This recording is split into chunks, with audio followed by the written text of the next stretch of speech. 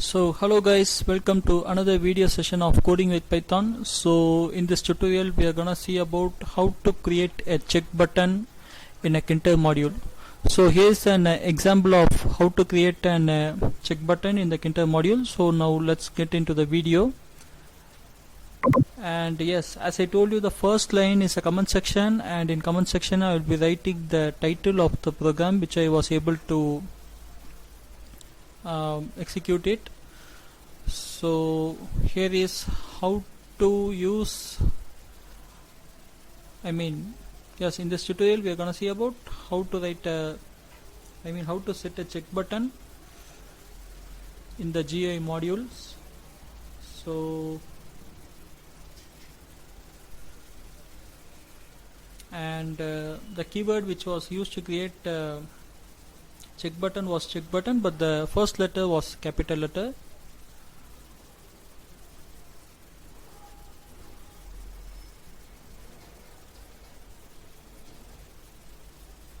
So guys, please follow the comment section so that you could be able to write the code in a very good manner. So yeah, now let's create the tab.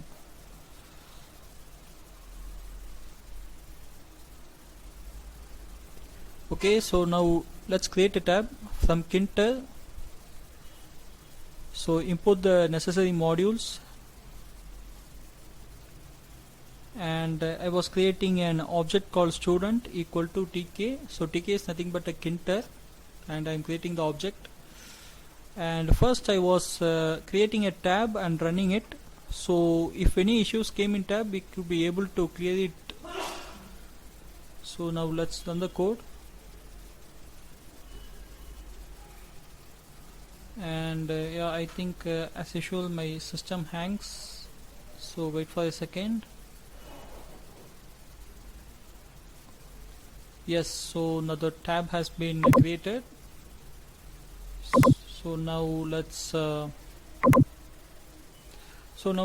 create a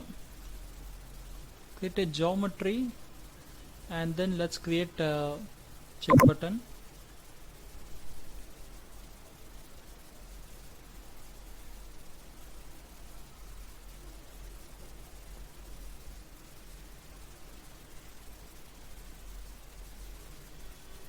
So student geometry, I'll be giving the size of the tab. So the size is 400 into 400. So now let's run it and see the, and now you could be able to see. So wait a second, it's loading. Yes, and the subprocessor error has been occurred. So now let's run the code, and you could be able to see that the size of the tab has been increased into 400 into 400 dimensions. Okay, so now let's give the title for the tab.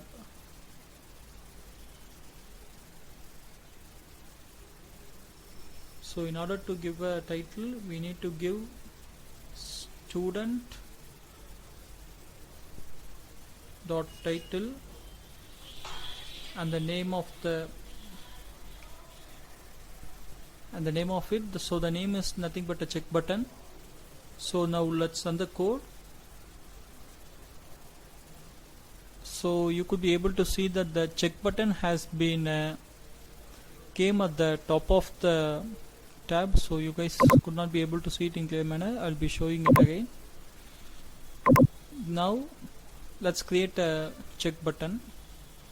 So before creating a check button we need to assign an integer variable for it. So check variable 1 for check button 1 and check variable 2 for check button 2. We are assigning an integer variable. So integer variable is nothing but integers that starts from 0 to infinite numbers. And now let's create the check button. So yes, the object I used to create a check button is chkbtn and which is equal to the check button, the keyword with C as caps letter, and the parent root student, and comma text equal to student number 1. So that's it. Let's close the bracket. And yeah, before it there was important thing. We need to assume the integer variable in it. So check variable 1 was the integer variable we have declared on the top of it, so we need to set it inside the check button variables. So after text we should be declaring the check variable 1 followed by the on value and off value.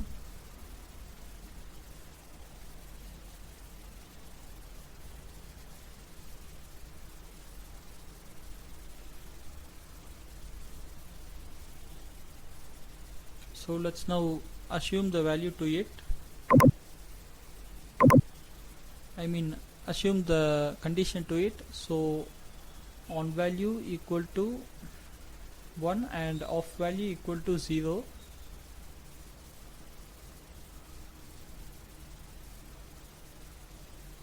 So yes, I have just closed it, and I was now just copying it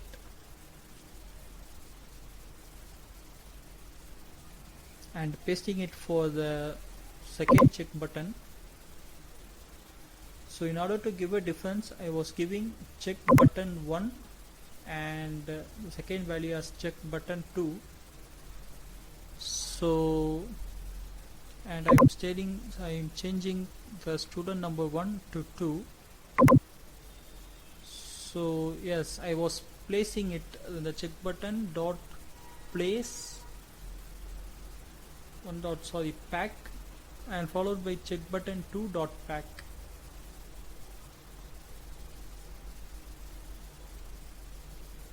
So let's now run the code.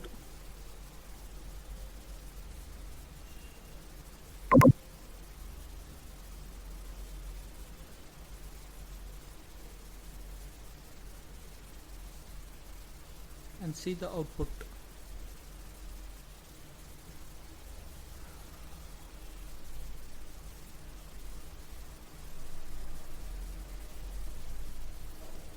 Yes, you could be able to see the output of student number 1 and student number 2 in a check button format.